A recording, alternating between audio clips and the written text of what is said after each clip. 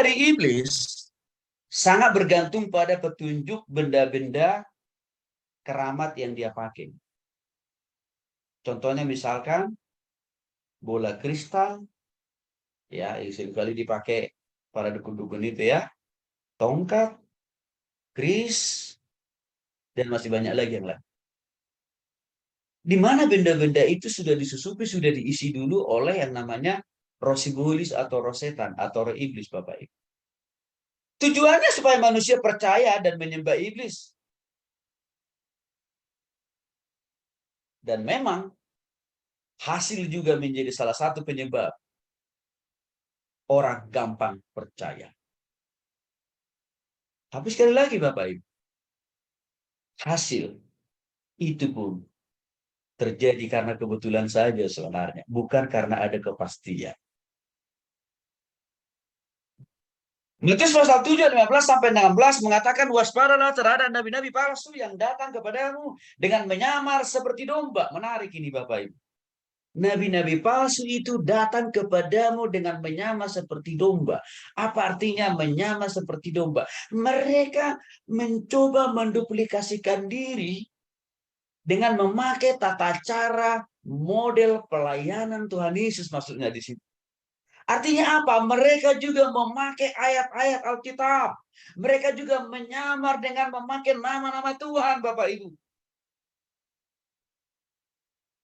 Dan bahkan juga, saya sudah singgung tadi, mereka menyamar dengan mengaku memakai bahasa roh, loh Bapak Ibu.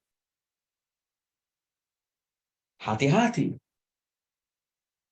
Tetapi sesungguhnya mereka adalah serigala yang buas. Artinya apa? Ada maksud dan tujuan yang mereka mau capai. Merusak, menguasai, memperalat diri manusia supaya semakin jauh dari Tuhan. Maka dikatakan dari buahnya lah kamu akan mengenal mereka. Artinya begini Bapak Ibu.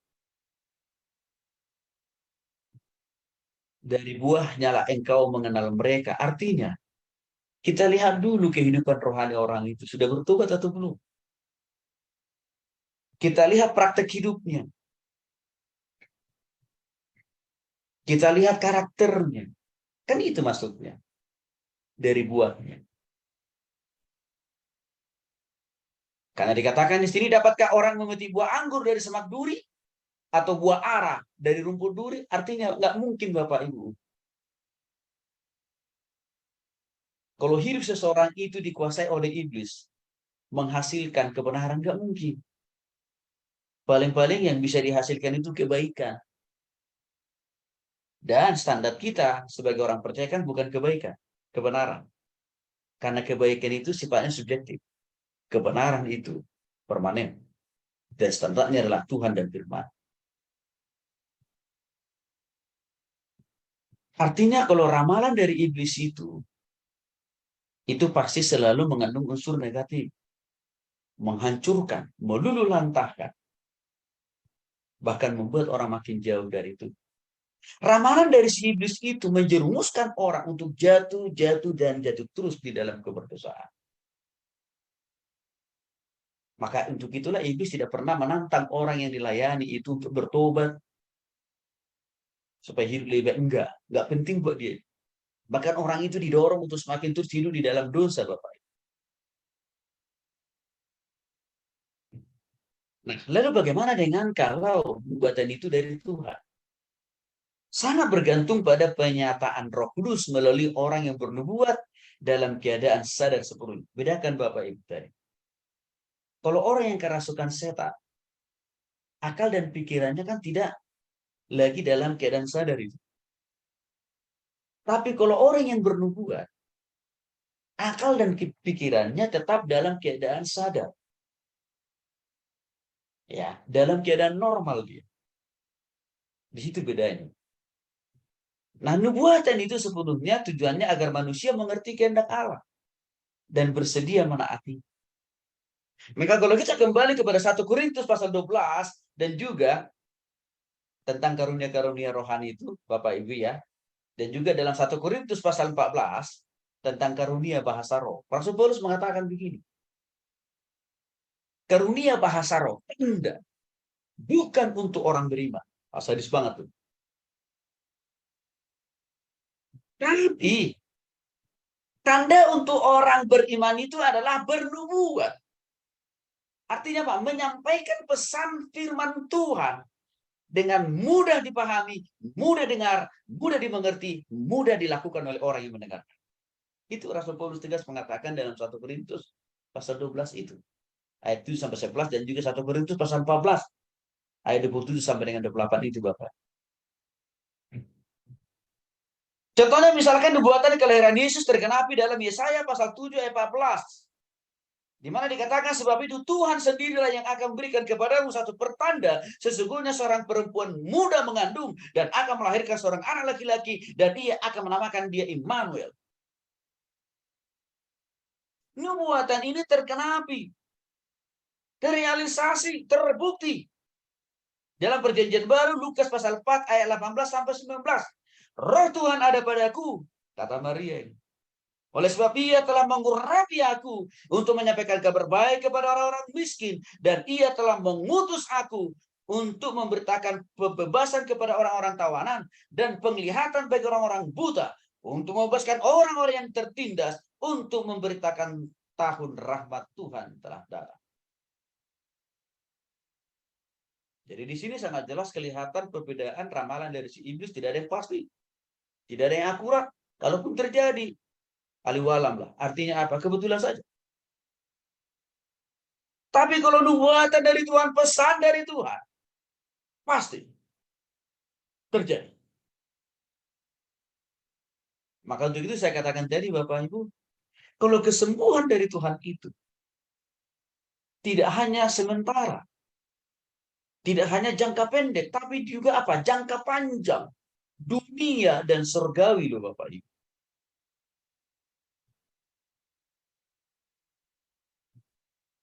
Tapi kalau si iblis kan memberikan kesembuhan sifatnya sementara. Nah, demikian juga hal saya katakan tadi. Ramalan dari iblis itu sangat jauh berbeda dengan ramalan atau nubuatan dari Tuhan. Saya coba ungkapkan bentuk ramalan dari iblis yang terjadi di zaman ini. Misalkan ramalan-ramalan orang-orang yang mengatakan Tuhan Yesus akan datang kedua kali tanggal 11 bulan 11 2011. Itu kan dikatakan oleh Mengapin Sibuaya. Dan tidak terjadi nubuatan itu. Padahal dia udah kumpulkan jemaatnya dari berbagai kota di Bali Endah, Bandung. Karena tidak terjadi, lalu dia anulir. Rupanya Tuhan itu datang tahun depan katanya. Lalu disuruh pulang dulu tuh para pengikut. Lalu tahun berikutnya disuruh lagi datang. Dan apa yang terjadi Bapak Ibu? Tuhan Yesus tidak mau tunduk dengan nubuatan atau ramalan jadi Mengapin. Akhirnya apa? Mereka melakukan upaya bunuh. Itu adalah ramalan atau nubuatan dari si iblis kan. Contoh yang lain, saksi Yehova. Sekte saksi Yehova. Sudah lebih dari 5 kali sekte saksi Yehova juga meramalkan kedatangan Tuhan Yesus kedua kali. Sampai tidak ada rasa malu di antara mereka untuk berhenti melakukan ramalan-ramalan iblis itu. Bapak Ibu yang dikasih oleh Tuhan Kristus, nubuatan dari Tuhan jelas, pasti, terukur. Dan tidak ada kebohongan di dalam. Lalu ada orang Kristen bertanya, lalu bagaimana dengan Pak Pendeta? Dengan nubuatan kedatangan Tuhan Yesus yang kedua kali. Yakinlah, pasti datang kok. Karena hanya tinggal itu yang lagi kita tunggu kan Bapak Ibu. Pasti datang. Bahkan kedatangannya dikatakan bagaikan pencuri. Artinya apa? Tidak dalam keadaan yang kita tahu. Kita lihat enggak, tapi dia akan datang dengan sendirinya Bapak Ibu.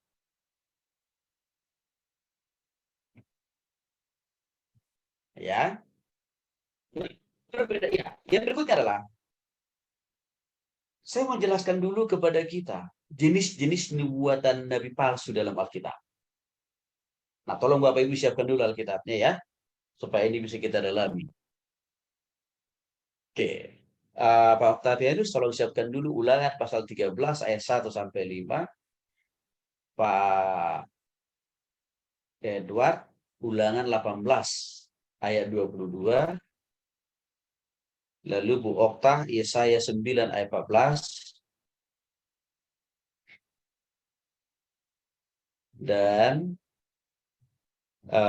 Ko Andi, Yeremia 5 ayat 31.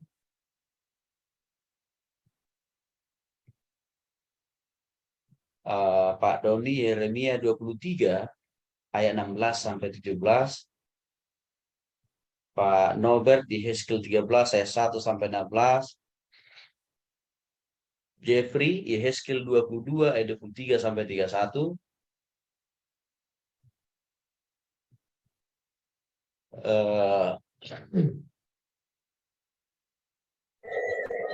Maaf Pak Ya, dosen, Pak dosen, saya lagi. Oke, ya. Baik. Baik, ya bisa membaca, silakan dibaca. Tadi yang saya sebutkan tadi ya. Baik, silakan dulu Pak Octavianus, ulangan pasal 13 ayat 1 sampai 5 supaya kita bisa paham. Baik, ulangan 13 ayat 1 sampai 5. Demikian firman Tuhan.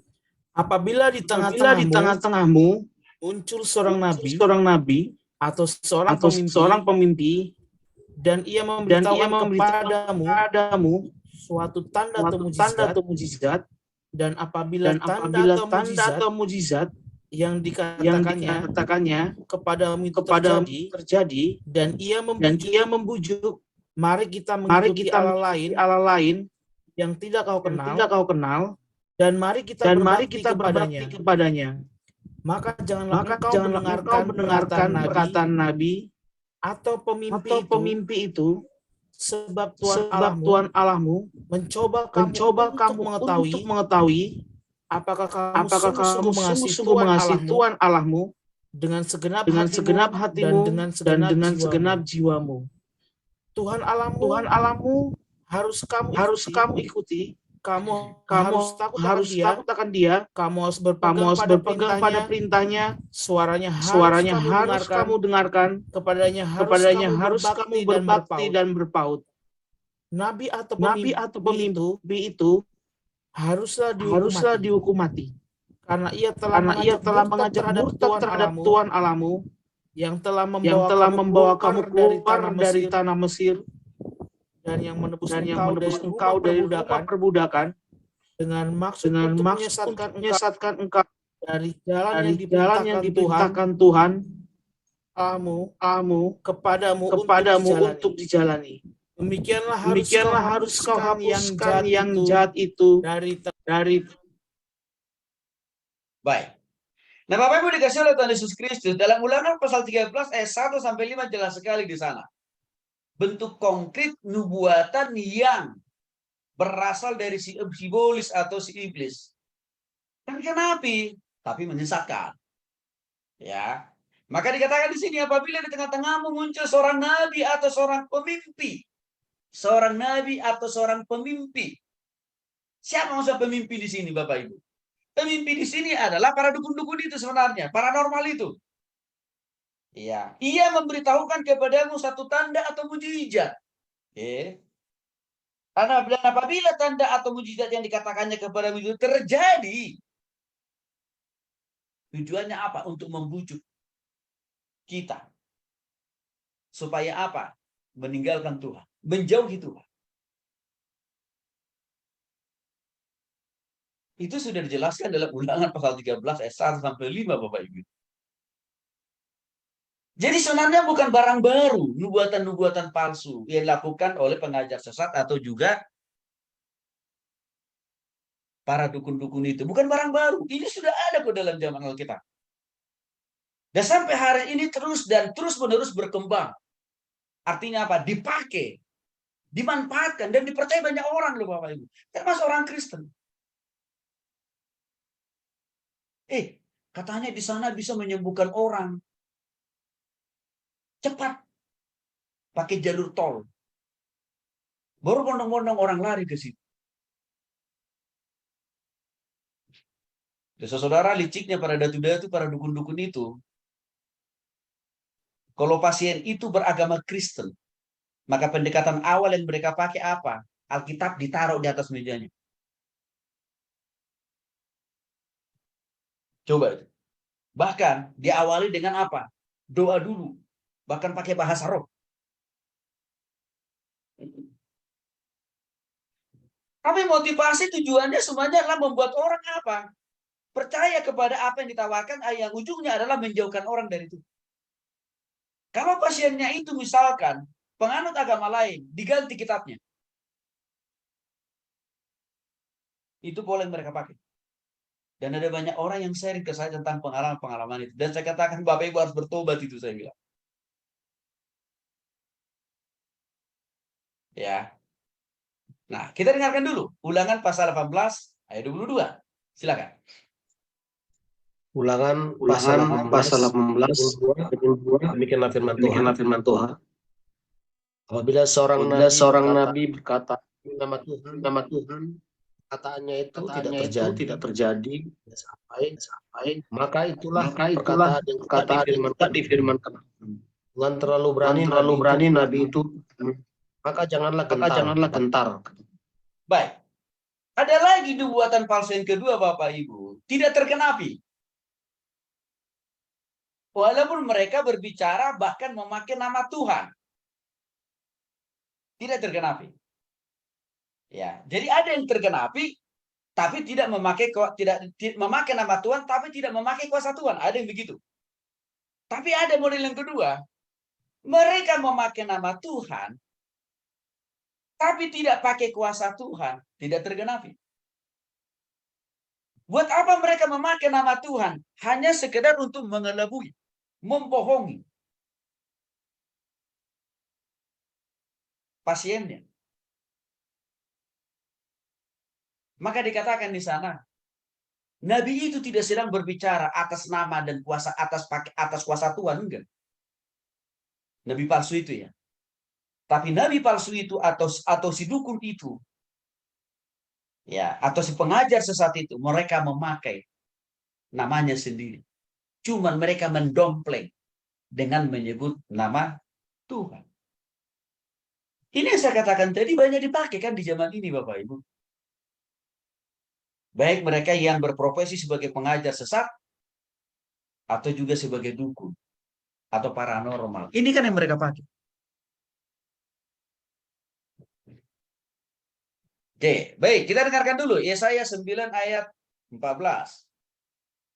Bu Okta bisa baca buat kita, Bu? Yesaya 9 ayat 14.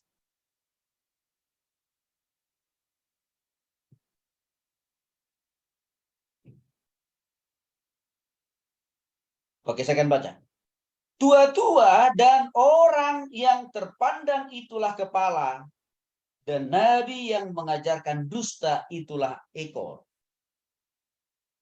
Artinya, banyak juga nabi-nabi palsu atau pengajar palsu atau dukun-dukun yang mengajarkan kebohongan. Yang mengajarkan dusta. Dengan cara apa mereka katakan? Ya, ayo datang ke tempat pengobatan saya. Sakit penyakitmu bisa saya sembuhkan. Ekonomimu yang sedang lagi seret, ya, bisa saya ubahkan. Kan ini yang dilakukan oleh dukun yang berjanji bisa menggandakan uang sampai miliaran rupiah, kan Bapak Ibu. Dan yang ada di Jawa Tengah kalau nggak salah, Jawa Tengah atau Jawa Timur. Jawa Tengah. Bapak Ibu, setiap korban-korbannya yang telah memberikan uang kepada sang dukun ini, setelah mereka tagih, nggak kunjung-kunjung datang itu miliaran rupiah yang ditawarkan. Apa yang terjadi? Mereka diracuni, kan? Bahkan mereka dikubur. Bapak Ibu. Sampai hari ini sudah ada 12 orang yang diselidiki oleh polisi. Dibunuh dan dimakamkan oleh dukun itu. Ini kan kebohongan. Maka seringkali saya katakan begini.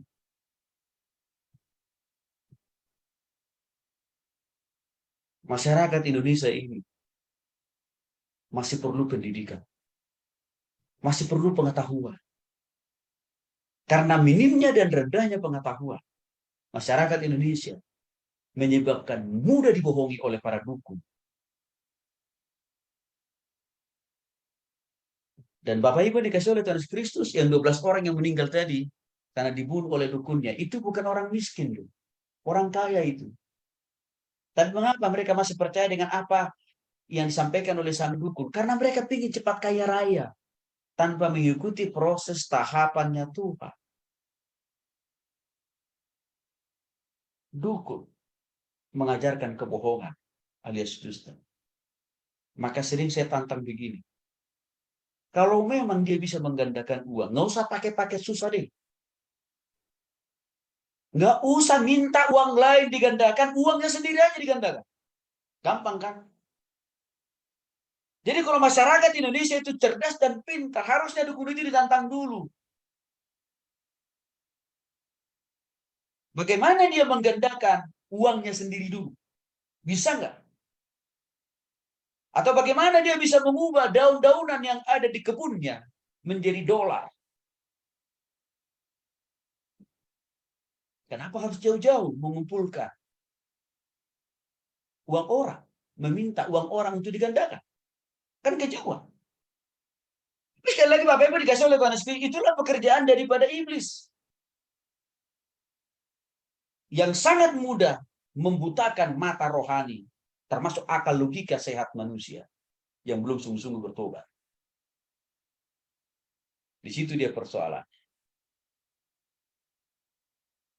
Baik, kita lanjut dulu, dengarkan dulu Yeremia pasal 5 ayat 31. Silakan Bapak Ibu tadi.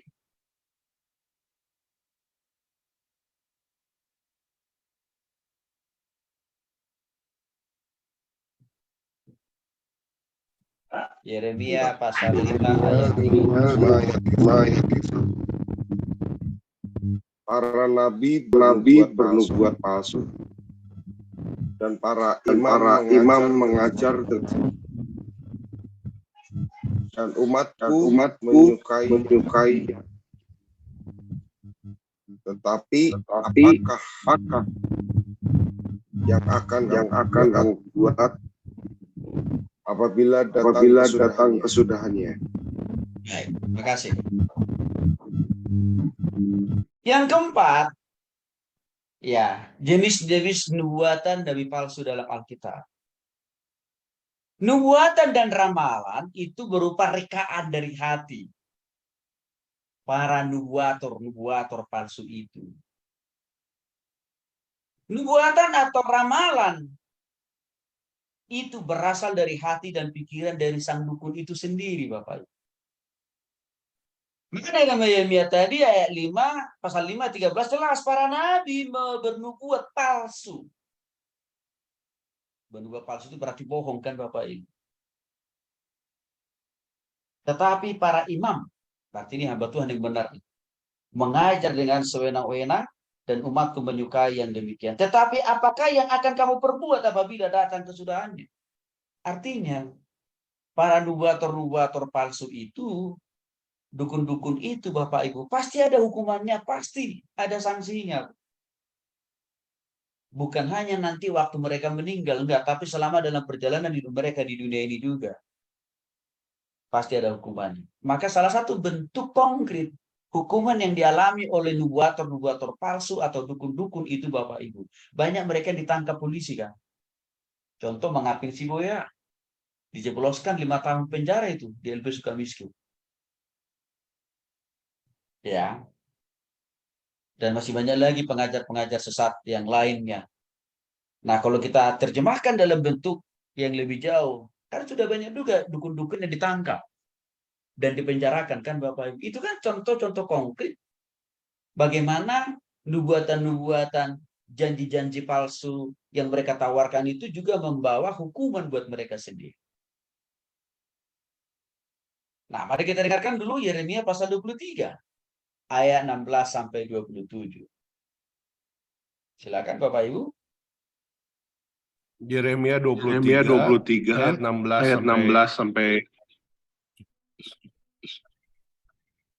Beginilah firman Tuhan semesta alam. Janganlah dengarkan perkataan para nabi kepada kami.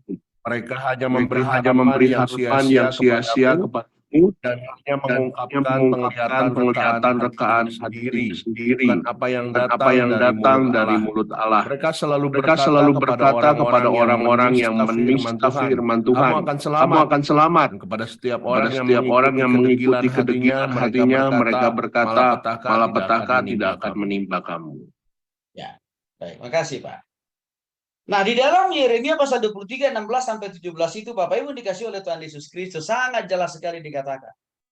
Seringkali nubuator-nubuator palsu itu, dukun-dukun itu, mereka memberikan pengharapan palsu atau mem-PHP-in kita. Memberikan harapan sia-sia. Nanti kalau Bapak Ibu datang untuk saya obati, pasti sembuh. Kan gitu ya. Kalau Bapak Ibu datang, kalau Bapak Ibu percaya, pasti usahamu makin diberkati. Kan itu mereka katakan. Ya. Maka firman Tuhan dalam Yeremia pasal 33 16. Ya, Tuhan berfirman, janganlah dengarkan perkataan para nabi yang bernubuat kepada kamu. Mereka hanya memberikan harapan palsu. Harapan yang sia-sia kepada kamu. Dan hanya mengungkapkan penglihatan rekaan. Rekaan itu artinya ya ramalan maksudnya Bapak Ibu. Yang berasal dari hati dan pikiran mereka sendiri. Bukan dari mulut Tuhan. Selalu berkata kepada orang-orang yang menista firman Tuhan. Kamu akan selamat. Dan kepada setiap orang yang mengikuti kedegilan hatinya, mereka berkata, malapetaka tidak akan menimpa kamu. Ini kan yang ditawarkan oleh nubuator-nubuator palsu atau pengajar-pengajar sesat, atau juga para dukun-dukun itu kan Bapak Ibu. Percayalah. Dengan Bapak Ibu mengikuti apa yang saya sarankan, apa yang saya ajarkan, apa yang saya sampaikan, pasti Bapak Ibu selamat. Pasti Bapak Ibu sembuh. Pasti Bapak Ibu kaya raya. Kan gitu. Bahkan kadang-kadang mereka juga berani mengatakan, pasti Bapak Ibu masuk surga. Padahal Yesus yang ditawarkan itu adalah bukan Yesus Kristus. Tapi dirinya sendiri. Itu yang diajarkan oleh Sun Myung Moon. Pendiri gereja Unification Church di Korea. Yang sampai hari ini juga masih dan terus berkembang di beberapa negara di dunia. Sekte Saksi Yehova juga mengatakan hal yang sama. Kalau kalian mau masuk surga, tidak usah bertobat dan percaya kepada Yesus. Ikut saja menjadi anggota jemaat kami. Kan itu tawaran dari Saksi Yehova.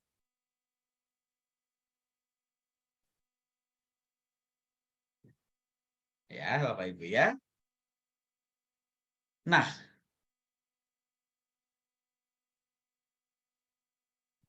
bahkan seringkali nubuator-nubuator palsu itu atau para dukun-dukun itu mengajarkan, menubuatkan sesuka hati mereka.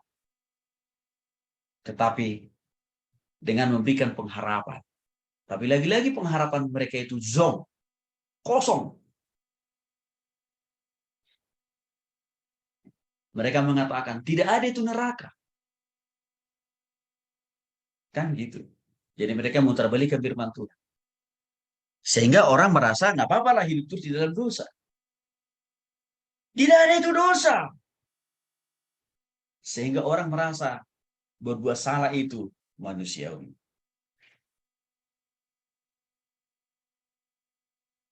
Itu dicatat dalam Yehezkiel pasal 13 ayat 1 sampai dengan 16.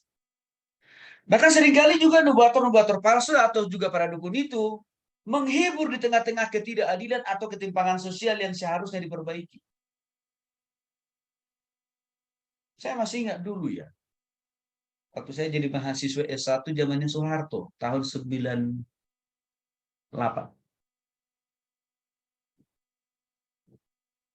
Pada saat itu ada juga beberapa orang oknum-oknum hamba Tuhan yang mengamini segala tindak tanduk perbuatan Soeharto. Yang sudah begitu luar binasanya dia. Ya, melakukan korupsi di berbagai sendi kehidupan masyarakat Indonesia. Tapi masih ada juga hamba Tuhan yang memuja-muji Soeharto pada zaman itu. Bahkan masih ada juga hamba Tuhan yang berdoa supaya Soeharto terus sampai seumur hidupnya jadi presiden di Republik ini. Terjadi kok itu, Bapak. Makanya kita para mahasiswa ya demo.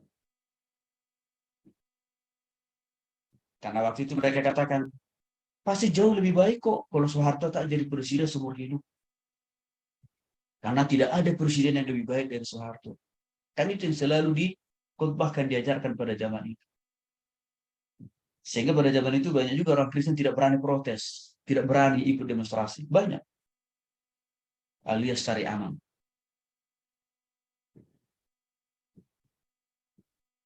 Hal itu sudah disampaikan oleh Nabi Yeskel dalam Yeskel pasal 22, ayat 23 sampai 31. Bahkan Bapak Ibu, ini kita jumpai hari-hari ini. Banyak nubuator-nubuator palsu, para dukun-dukun. Mereka bernubuat, mereka menjanjikan sesuatu. Apakah kesembuhan, apakah kekayaan, atau kesuksesan. Iya. Hanya untuk memberikan apa? Hiburan kosong. Artinya, nggak ada yang benar-benar sungguh-sungguh terjadi. Itu dicatat dalam Mika pasal 3, 5 sampai 12. Maka seringkali juga nubator-nubator palsu itu dengan seenaknya, sesuka hatinya, mereka mengajak umat untuk apa? Melawan Tuhan, mengkhianati Tuhan. Artinya untuk tidak lagi taat sama Tuhan. Kalau dalam konteks perdukunan, pastilah Bapak Ibu, nggak ada dukun yang mendorong pasiennya supaya rajin berdoa, supaya rajin baca Alkitab, supaya rajin ibadah. Nggak ada itu Bapak Ibu. Bahkan sang dukun itu biasanya menghalang-halangi pasiennya untuk tidak bersinggungan dengan urusannya dengan Tuhan. Ini adalah salah satu bentuk yang cara dilakukan oleh para dukun bagaimana para pengikutnya, pasiennya melawan Tuhan, mengkhianati Tuhan. Walaupun agama mereka ya Protestan atau Katolik atau juga agama lain Bapak Ibu, tapi ya masih senang juga pergi ke dukun.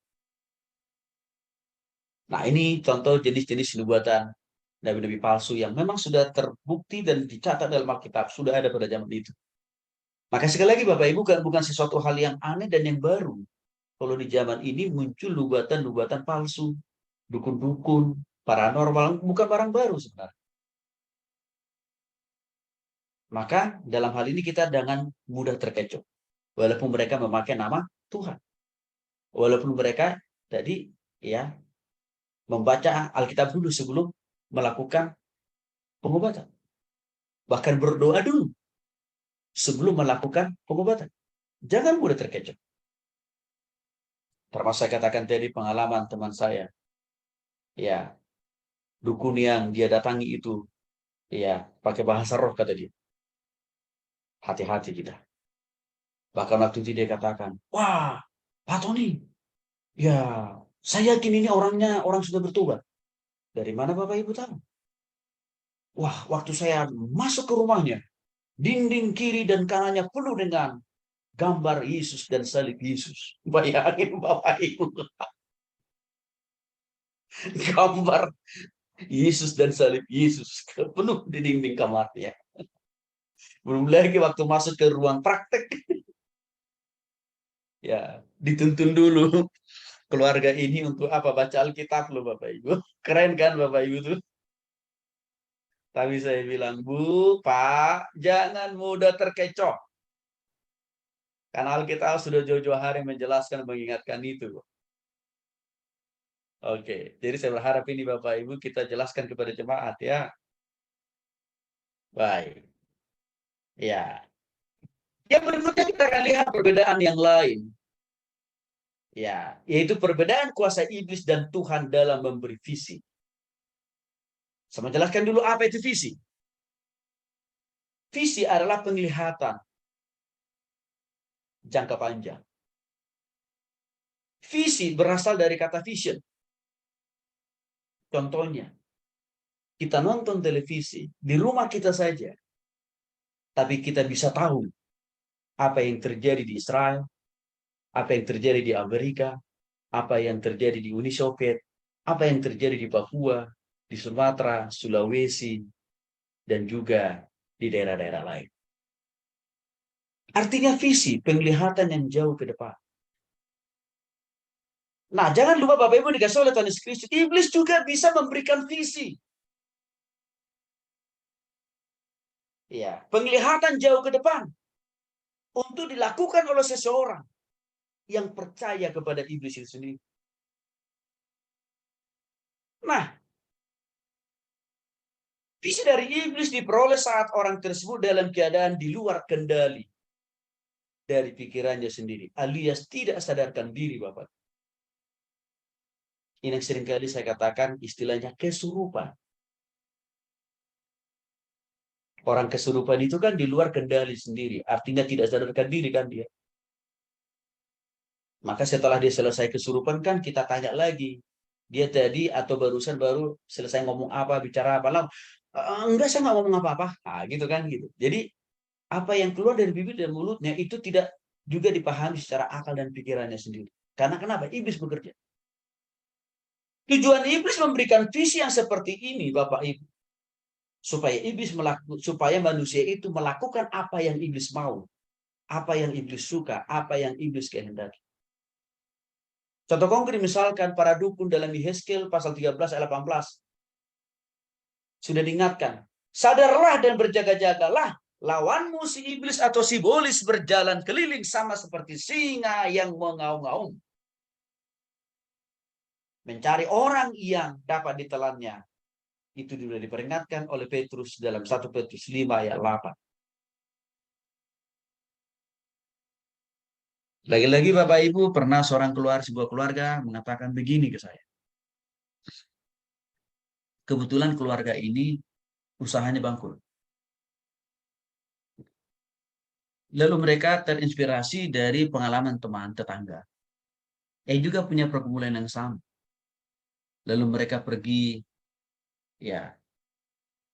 ke seorang paranormal. Ya, bahasa keren sekarang dari dukun kan paranormal. Itu bahasa keren. Mereka nggak mau disebut dipanggil dukun. Paranormal. Oke. Lalu karena melihat hasil yang dialami oleh tetangganya, mereka terdorong untuk datang ke paranormal ini. Dan waktu mereka datang, mereka juga sama dijanjikan kesuksesan dan keberhasilan dalam usaha dan bisnis mereka. Tapi tahukah Bapak Ibu bisnis apa yang disuruh paranormal ini untuk mereka geluti, untuk mereka kerjakan? Jual narkoba. Itu. Dan memang kayalah mereka. Karena mereka berhasil menjadi bandar narkoba. Kaya. Berhasil. Nah, Bapak Ibu, untuk itulah saya katakan sekali lagi, Petrus mengingatkan, sadarlah. Apa maksudnya sadar? Pakai akal dan pikiran yang sehat. Itu maksudnya kan? Jangan dikuasai akal dan pikiran kita ini oleh si iblis atau si iblis. Atau sang dukun. Jangan. Sadarlah. Pakai hati pikiran kita yang Tuhan berikan ini. Sambil berjaga-jagalah. Artinya apa? Waspada, jangan mudah percaya. Jangan mudah terhipnotis dengan apa yang diseringkan oleh sang dukun atau orang lain yang sudah berhasil. Jangan mudah percaya. Itu bentuk pertahanan yang harus kita lakukan. Tapi sisi lain, Petrus juga katakan, lawan juga. Artinya apa? Jangan menuruti. Si iblis berjalan keliling sama seperti singa yang mengaum-ngaum dan mencari orang yang bisa ditelannya. Artinya apa? Iblis itu selalu siap 24 jam. Memantau, melihat, mencari setiap orang-orang yang gampang ditelan, dimanfaatkan, diperbudak untuk menjadi perpanjangan tangannya. Di dalam mengaktualisasikan visinya, rencananya, maksud dan tujuan. Dan biasanya yang orang-orang yang jadi korban di sini adalah orang-orang yang belum sungguh-sungguh bertobat. Dan juga orang-orang yang tidak bertumbuh dan berubah dan dewasa dalam Kristus. Lalu bagaimana visi dari Tuhan? Ya, saya singgung lagi, saya kasih contoh lagi Bapak Ibu, visi yang dari iblis. Ini juga bisa diberikan kepada hamba-hamba Tuhan sesat. Bisa. Saya sudah sebut namanya, contohnya tadi Mang Hapin Siboyan, ya, Sun Yung Moon. Bisa. Apalagi pemimpin Children of God yang menghalalkan seks bebas.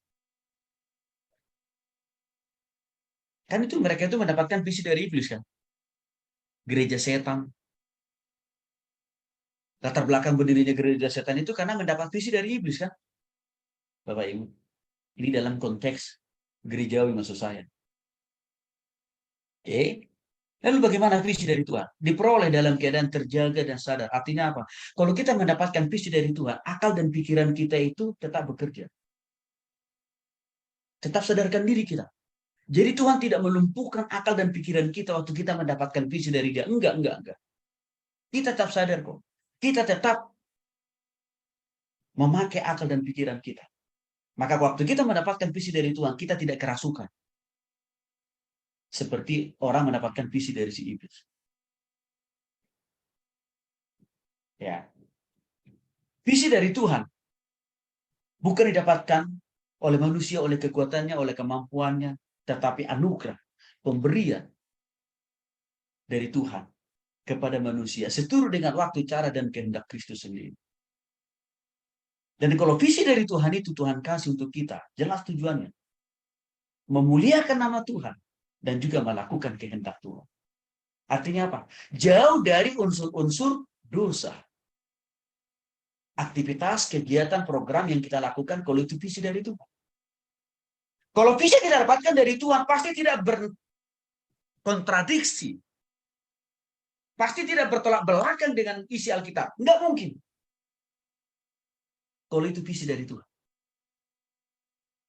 Kenapa? Saya katakan tadi, Children of God, Unification Church, Mang Hapin Siboyan, bahwa mereka mendapatkan visi dari iblis. Karena pada akhirnya kita lihat praktek hidup mereka, ajaran mereka, doktrinnya berlawanan dengan firman Tuhan. Salah satu bentuk konkret perlawanan daripada doktrin ajaran mereka dari firman Tuhan adalah mereka sudah berkali-kali menubuatkan kedatangan Tuhan yang kedua kali, tapi tidak pernah terjadi. Mereka melegalkan hubungan seks bebas di antara sesama pengikutnya.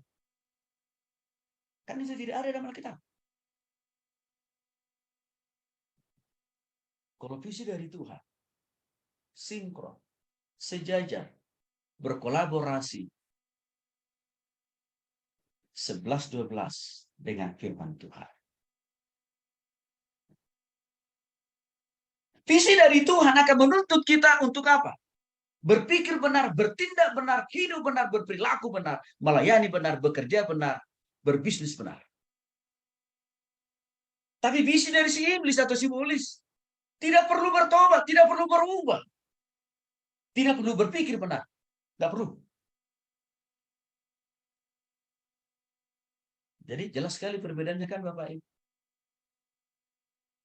Contoh kita lihat misalkan waktu Nabi Yeremia mendapatkan visi dari Tuhan. Dicatat dalam Yeremia pasal 1 ayat 5.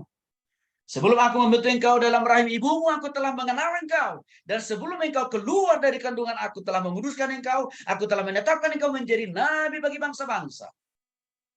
Ini kan visi yang didapatkan oleh Nabi Yeremia dari Tuhan.